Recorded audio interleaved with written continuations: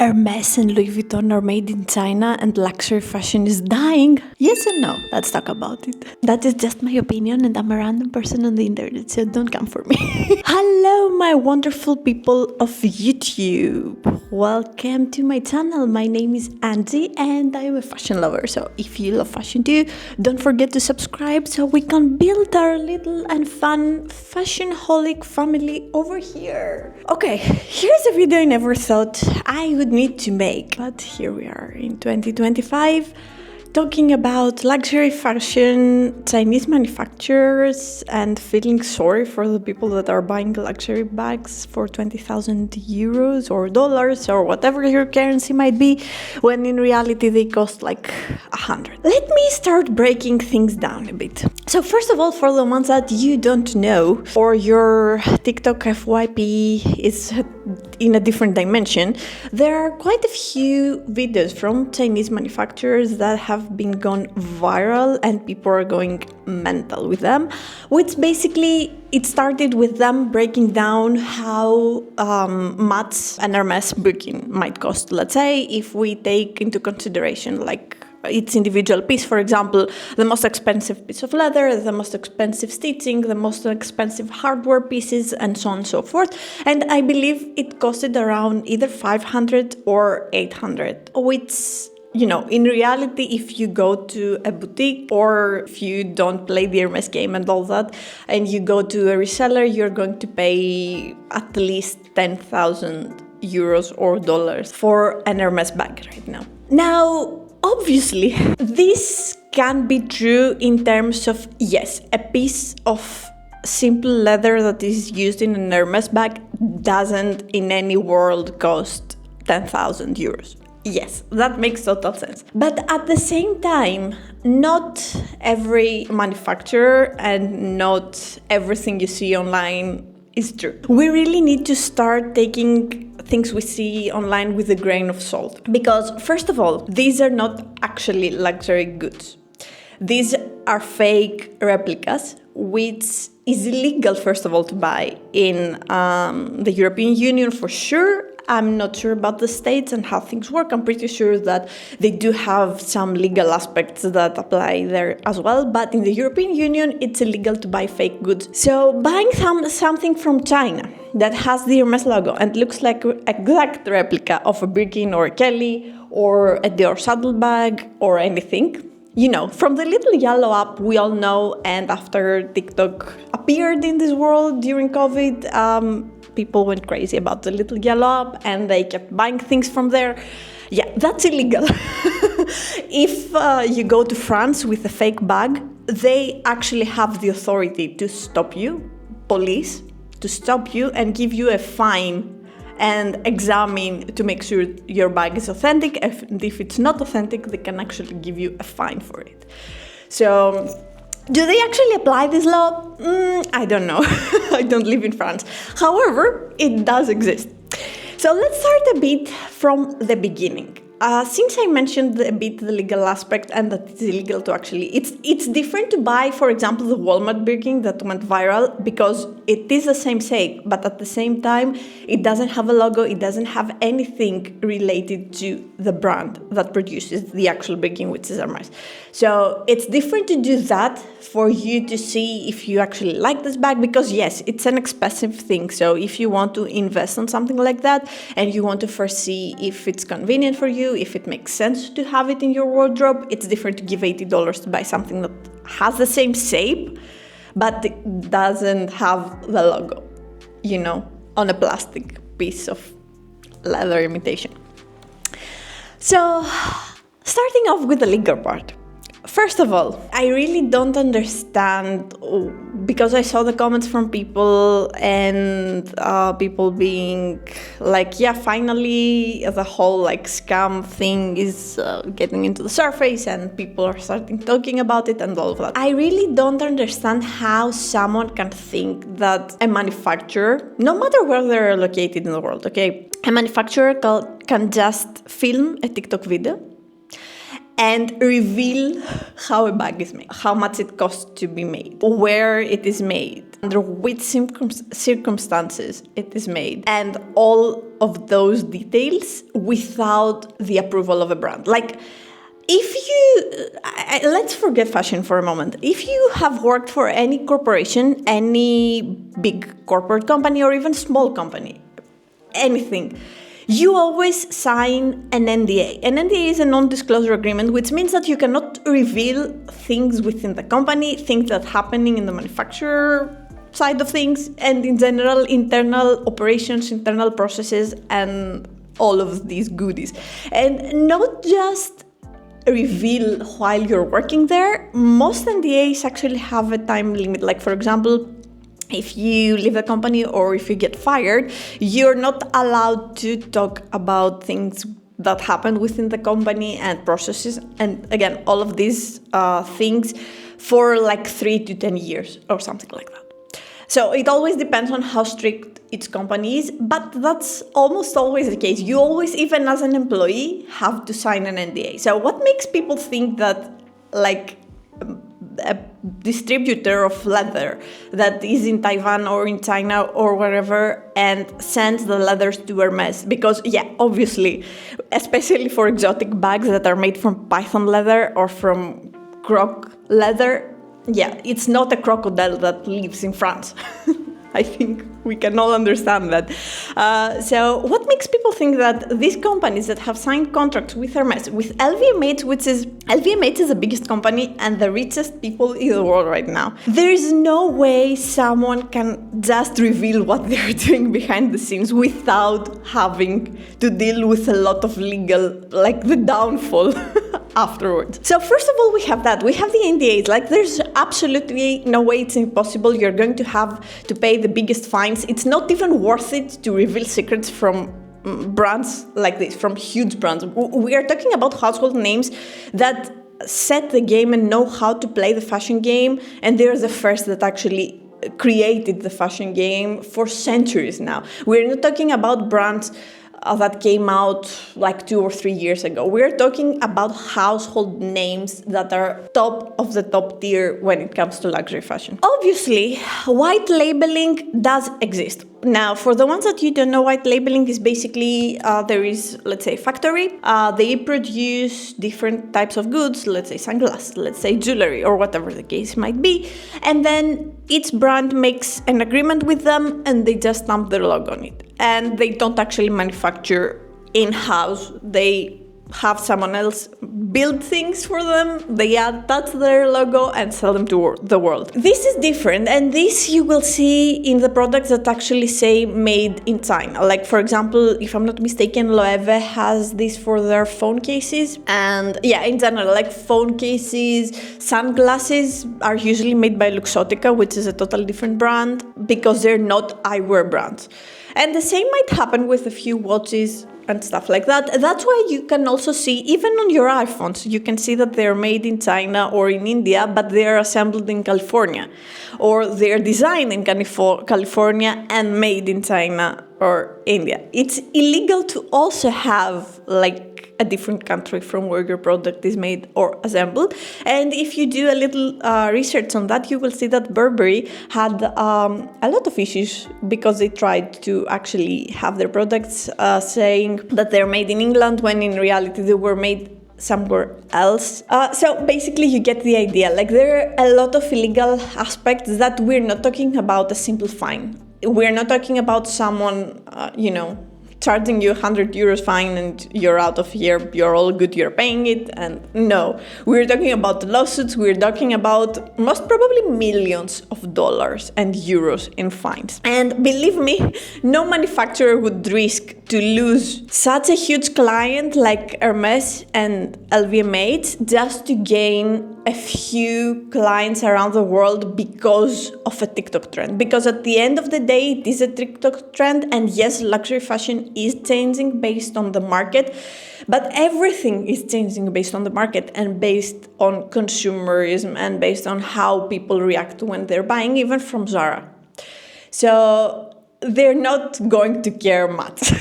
You know what I mean? Now, on the part of where they're made, first of all, when it comes to Hermes, everything is actually handmade in France. Yes, they do a lot of things on purpose. Yes, they have the best marketing that there is out there, and the Hermes game is a cult at this point. Of course it is. But at the same time, you know that when you're targeting something like an Hermes bag, it is something that you're going to pass on from generation to generation, like a Rolex or an AP watch. You're not going to buy a Rolex just to keep it for 2 years and then throw it in the bin. You might sell it to get something better, but you're not going to throw it away. And that's the same logic with Hermes. You know that you're going for quality. You know you're going for top of the top. Yes, it might be overpriced considering how much a piece of leather costs, but at the same time, you know that it's something you're going to have forever. You know that it's something you're going to pass to your children. Now, there are, of course, some brands that are making their products in China, but the majority of the bags of the high-end and the big households and the big maisons out there, they're actually made in France, in Italy, and you can see clearly in the labels where they're actually made. Now, another thing that I personally find super disturbing with all these Chinese manufacturers and the yellow up and, similar things is that I get the idea. Like, I can understand why you want to buy something that it's not the real thing, but looks like the real thing. Because at the end of the day, they're not necessities, okay? They're just luxuries that we buy and we want to buy to feel something. That's the thing, like, with all the brands, they don't sell you an actual product. They sell you something you have in your brain, like the feeling you have in your brain, or what it will actually represent and resemble for you when you buy an Hermes, when you buy Dior, when you buy Prada. It's the whole image they have created, and you want to get closer to that image. And that's why if you check like all the websites, they do have introductory products, like the small leather goods we see in all the brands. They're not for the richest people out there. Yes, they buy them, obviously, but at the same time, it's also the introductory products for people like us, like normal middle-class people that want to start getting into their luxury journey, and they want to, dip their toes into the water to feel the temperature, basically, and how it feels like to get into this world. So obviously everything is super marketing oriented, and the image and everything they have created, it's like the little bubble you want to get in and feel like the ladies at crossing the Monte Carlo in Monaco with their huge Birkins. You get the vibe, you get the idea, and basically the imagination that they are trying to bring in life. So that's also something super important that I don't believe fake goods could ever actually create those feelings for you, mainly because you know that they're not the real thing, and you know that they're fake, and you know that you're imitating something that you're not. And like, it's totally fine to not be able to afford. I mean, we do have so many other problems in this world right now, and we do have so many other priorities. Like, if I had $40,000 in a cash, there's no way I would ever go to buy an Hermes bag. I have other priorities to take care of. So it's totally fine. And that's where I cross the line, and I'm like, okay, is there an actual point to buy a fake good? No. I can buy Zara bag. I can go to a local store that they make things out of leather if I want something of higher quality, and buy a bag from there and keep it. And if I can afford an Hermes bag or a Dior bag, yes, I will get it. You know the idea. And if my threshold is for something lower, I will look into brands that actually, like Poland, for example, or Jacquemus, that their financial point, it's in a place that I can actually reach without struggling and without, feeling bad that I am spending my money in unnecessary things. So, yeah, this is where I actually cross the line when it comes to fake goods. And other than that, I find really, really disturbing the way these are made. There's no transparency, obviously. When we're talking about an illegal market, there's no transparency. And you cannot find transparency. And even if they show pictures of happy ladies sewing bags, like, that's I think the majority of us know that's not true. So other than the fact that we don't know how they're made, we don't know the personnel behind those companies and how illegal that aspect is as well. The fact that everything is plastic, it's so disturbing. We're trying so many things to help and make sure that this planet will survive. So the fact that with a single viral video, we all ready to turn our bags to quality and just focus on the most plastic and fake thing in the world, it's really annoying me because we don't understand the effect. It's a domino effect. It's the same with seeing. Like, I will insert pictures here of everything going on and yeah, you will understand. Like, by seeing these pictures, I don't know how can anybody be like, yes, let's keep supporting this market and let's keep supporting these factories, because at the end of the day, they are the same factories. If they're not the exact same factory, it's pretty much identical.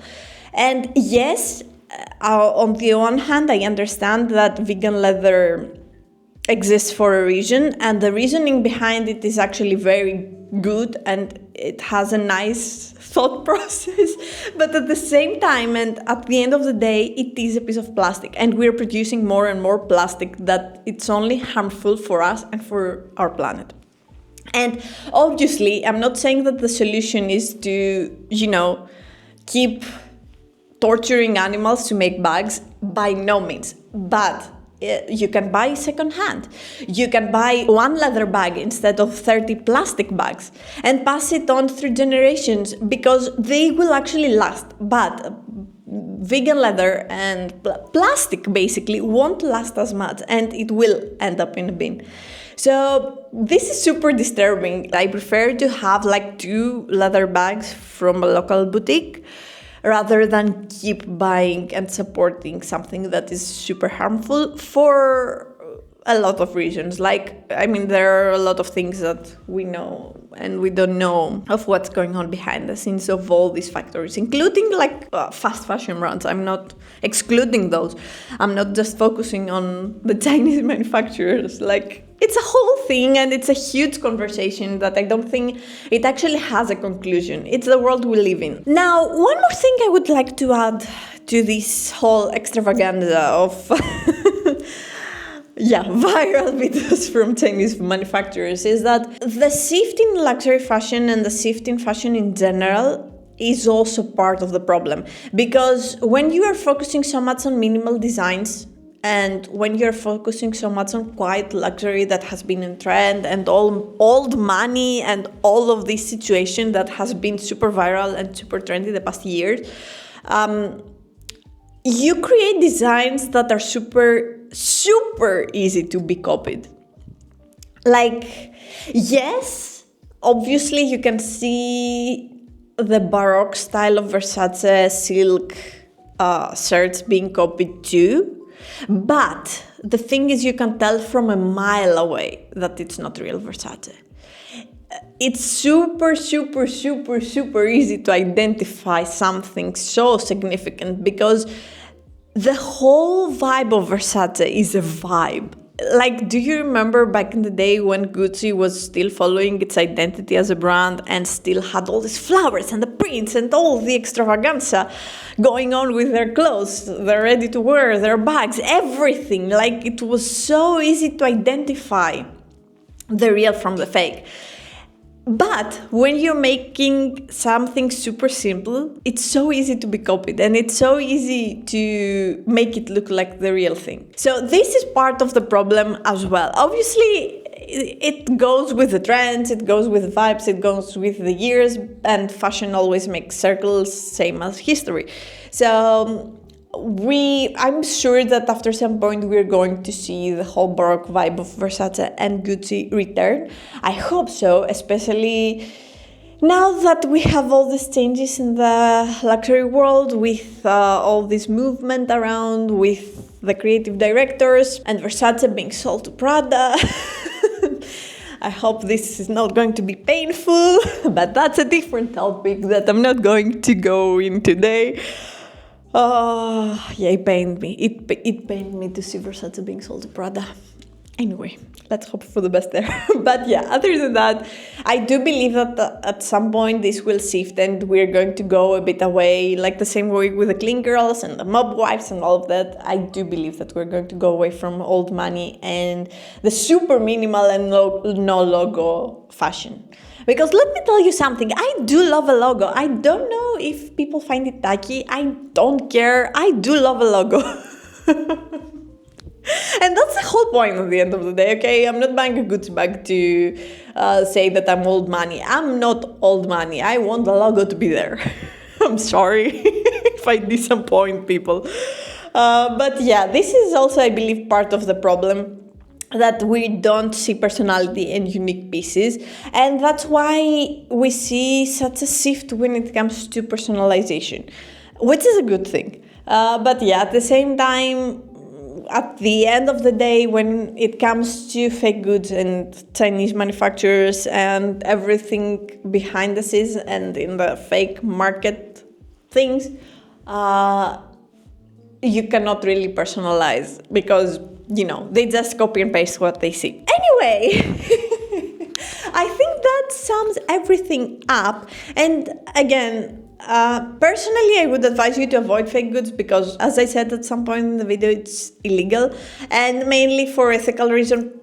Since I don't have any kind of transparency, and I believe we can all guess the working conditions of the people in these factories. I want to avoid supporting that as much as possible. Yes, obviously, of course, when Zara and H&M and all those fast fashion industries are out there, it's hard to 100% avoid. I hope you guys enjoyed this video. I hope you found some value and you gained some knowledge about fashion and how the market works.